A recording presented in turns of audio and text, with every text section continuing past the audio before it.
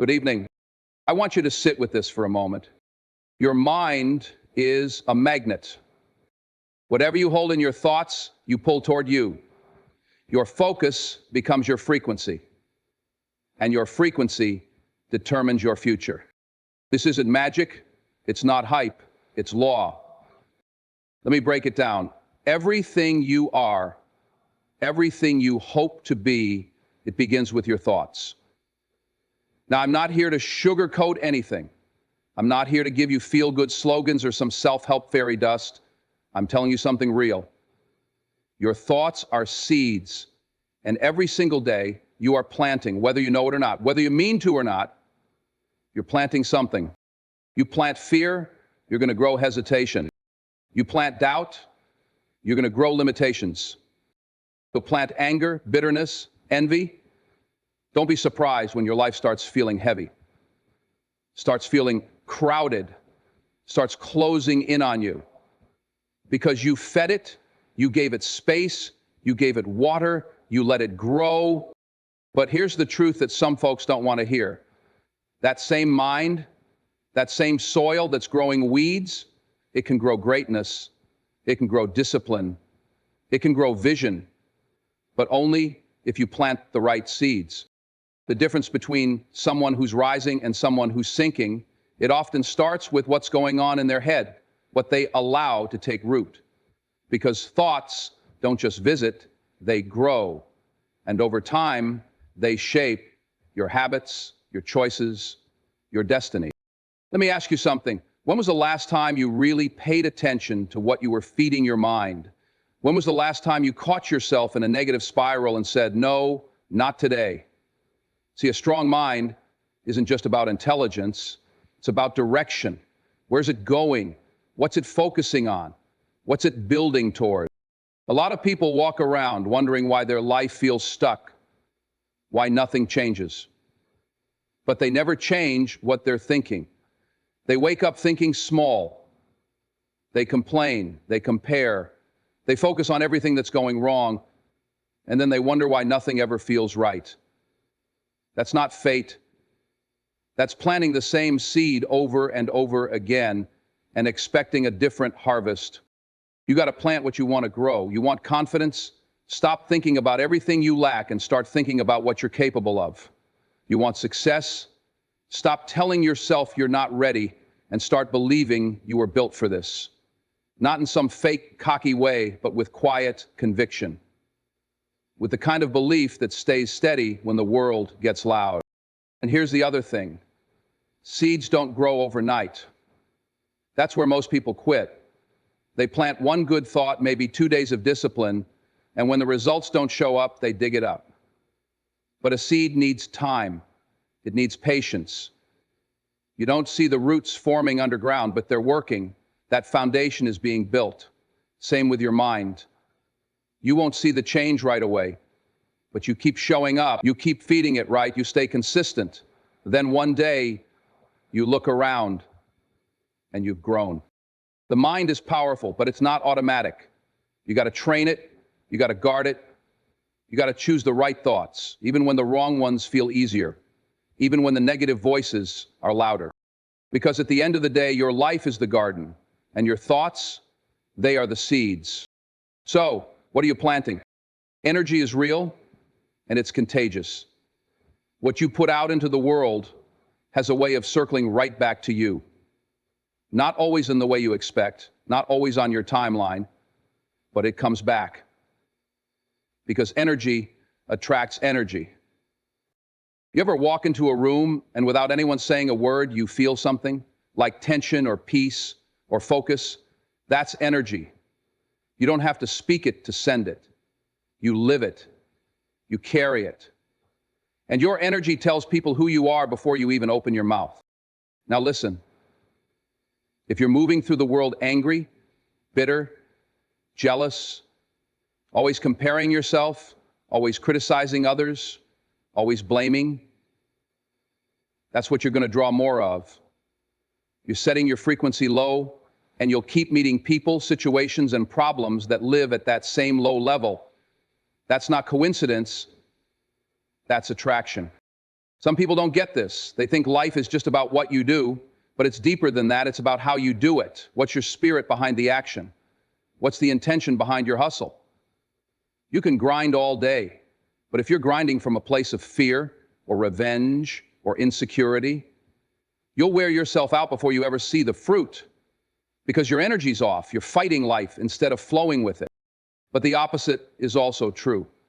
If you carry peace in your heart, even in chaos, you'll attract clarity.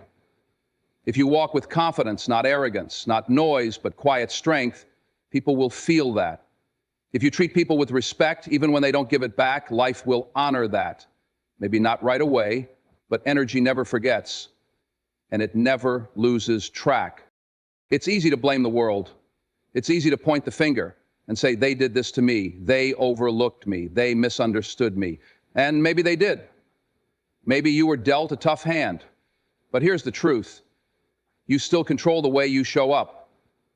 That's your power. That's your weapon. You don't control everything that happens, but you control the energy you respond with.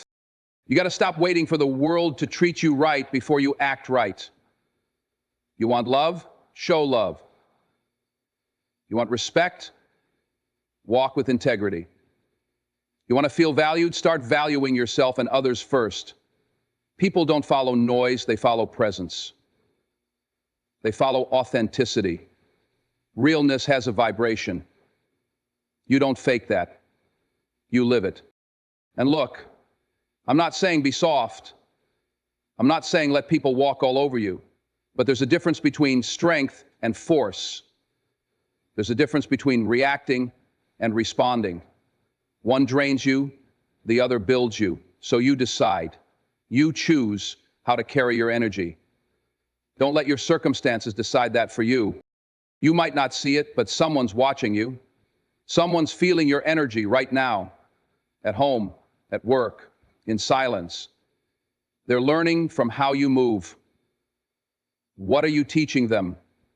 Are you bringing light or are you spreading weight?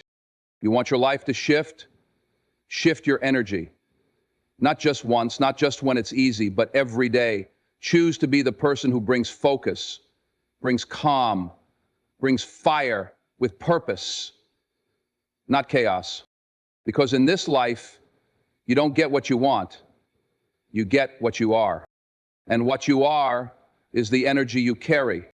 So ask yourself, what are you attracting? Focus is a weapon, a sharp one, and most people never learn how to use it. Not because they can't, but because they don't want to let go of distractions. Let me be clear. Life is full of noise. People pulling at you, screens calling your name, doubts creeping in. And every one of those things is designed to steal your attention. But here's the truth. You don't need more time. You don't need more talent. You need more focus. Because focus is where your power lives. When your mind is scattered, your results will be too. You can't hit a target you don't see. And you definitely can't hit one you're not even aiming at. People talk about multitasking like it's some kind of superpower. It's not. It's a trap. Doing 5 things halfway doesn't make you productive. It makes you average. Master one thing. Master your lane. Stay locked in. When you spread yourself thin, you trade depth for surface. And surface doesn't shake the world. Depth does. Depth gets remembered. Depth leaves a mark. Everybody wants success, but few are willing to sit down, shut out the noise, and focus on the work, the real work, the lonely work, the silent grind when nobody's looking. That's what builds power. That's what builds legacy. Focus doesn't just mean staying on task. It means cutting off the things that don't serve your goal. And let me tell you something. That's hard. Because sometimes what you need to cut off isn't a stranger, it's a habit, a comfort, a friend. Sometimes the biggest distractions wear a smile. They seem harmless, but they're stealing your fire inch. You want to grow, you want to lead, you want to rise, then you have to protect your focus like your life depends on it. Because in many ways, it does. Your future depends on it, your peace depends on it, your progress depends on it. Every day you get a choice. You can be entertained or you can be focused. You can scroll or you can build. You can talk about it or you can be about it. The world is full of talkers. Be the one who's too busy doing. And don't expect everyone to understand your focus. Some people will call you distant, cold, arrogant. Let them talk. They don't know what you're building. They don't know the level of discipline it takes to say no when everyone else is saying yes. They don't know the fire you've got to protect just to keep going. Focus brings clarity, and clarity is power. It gives you direction. It sharpens your instincts. It filters out what's fake and shines a light on what matters. And when your mind is clear, your feet move faster. Your feet move faster. Your decisions get better. Your results become undeniable. But it's not a one-time thing. Focus isn't something you find. It's something you fight for every day, over and over. When you wake up tired, when people doubt you, when nothing seems to be happening, that's when it counts. That's when most people break. But not you. You stay locked in because you know where you're going, and more importantly, you know why. The world will always try to pull you in 1,000 directions.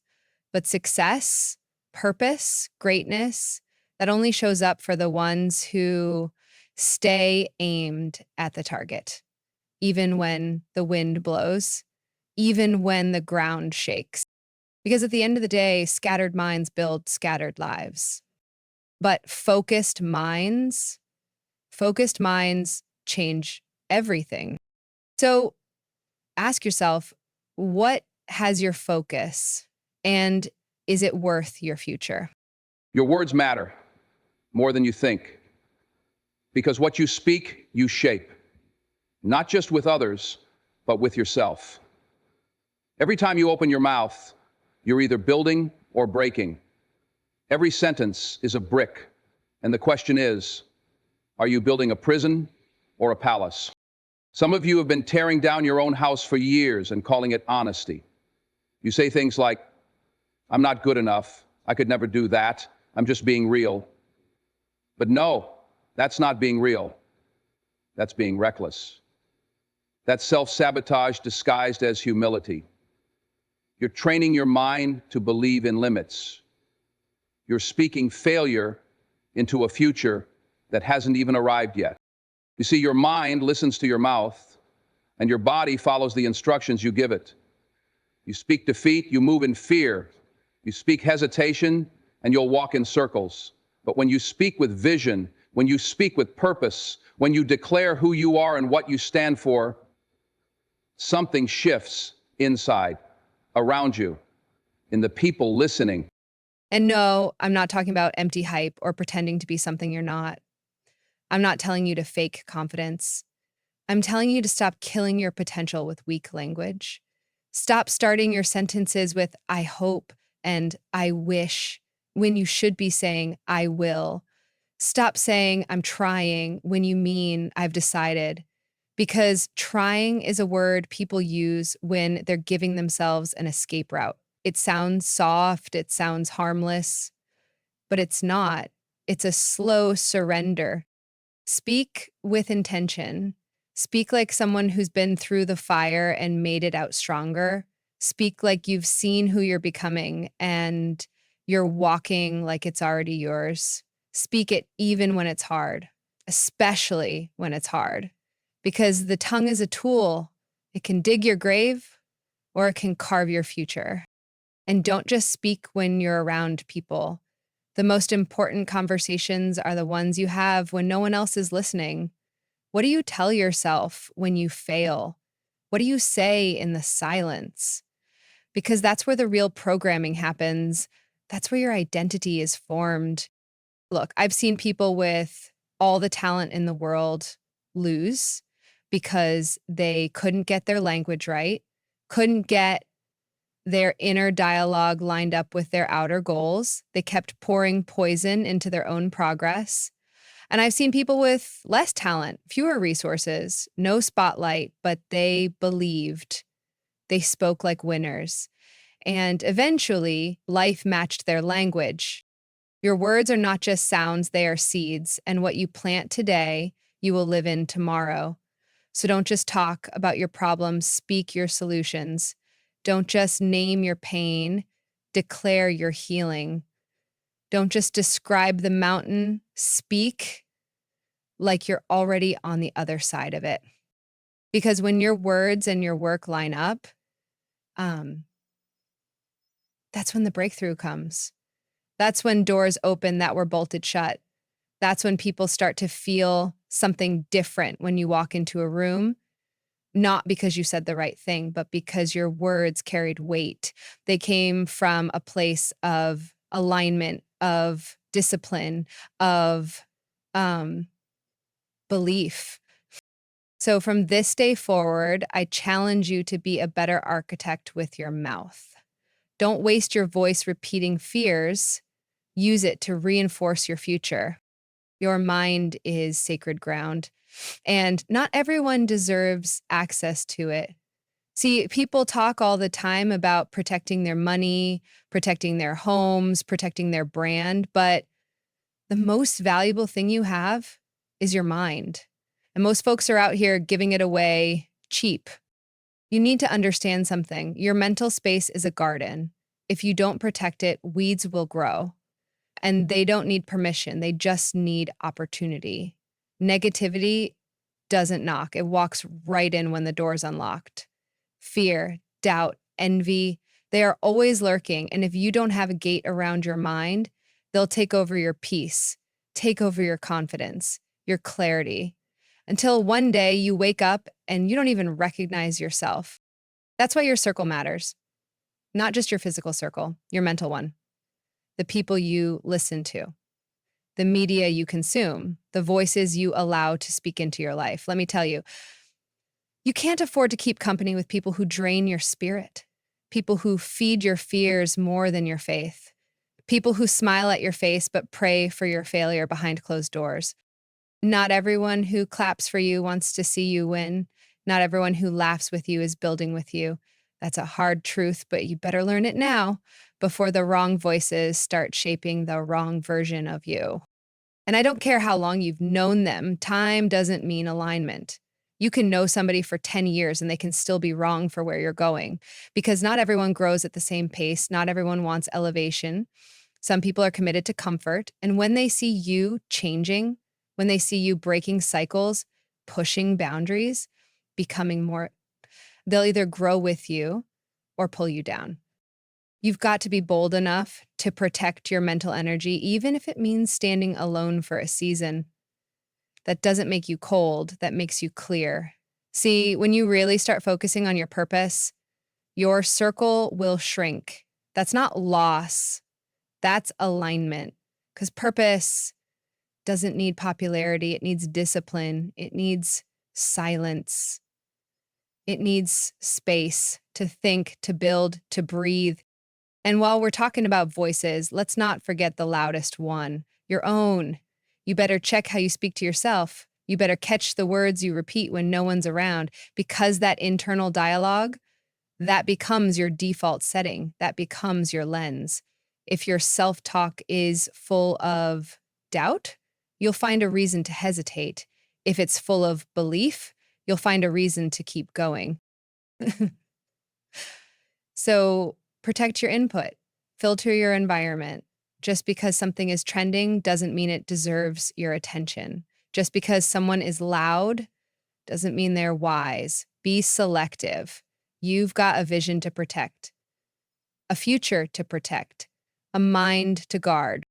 And no, it won't always be easy. Sometimes protecting your mind means turning off your phone, saying no to that invitation, walking away from that conversation, cutting off that constant scroll of other people's opinions, and getting still with yourself. Because the truth is, your mental circle shapes your momentum. It shapes your thoughts, your actions, your identity. So choose wisely. Feed your mind with truth, not just trends, with peace, not just noise, with purpose, not just entertainment. Because if you don't protect your mind, no one else will. And if you truly want to rise, you've got to start with what you let in. Everything starts with belief before the success, before the grind, before the breakthrough, before anyone else claps for you, supports you, or even notices you. There has to be belief, not from the outside, from within. And this is where most people get stuck. They wait. They wait for permission. They wait for approval. They wait for someone to tell them they're ready. But belief doesn't come from applause. It comes from decision. It comes from a deep, quiet moment when you say to yourself, I'm built for this. And then you move, not because you have all the answers, not because the path is clear, but because you know who you are. Let me tell you something. Belief is not a feeling. It's not butterflies. It's not hype. It's not shouting affirmations in the mirror one morning and forgetting them the next. Belief is a discipline. It's a muscle. You strengthen it every time you show up when it's hard. Every time you bet on yourself when no one else does. Every time you silence the doubt that says, who do you think you are? And you answer, exactly who I need to be. That kind of belief doesn't come easy. You've got to fight for it because life will test it. People will question it. Circumstances will try to shake it. You'll have failures, setbacks. You'll have moments where nothing seems to be working. That's when most people start backing down. But belief, real belief, it digs in. It says, I'm not done. It says, this moment doesn't define me. It says, I'm still moving. Belief is not the guarantee of success. It's the fuel that keeps you going when success hasn't shown up yet. It's what allows you to see opportunity when others only see obstacles. It's what turns pain into power, struggle into strategy. It changes your posture. You walk different when you believe. You talk different. You operate on a level that people feel, even if they don't understand it. Mm. And here's the truth. You don't need everyone to believe in you. You don't even need most people. You just need one. You. That one solid belief rooted deep in your soul can carry you through seasons of doubt, through silence, through rejection.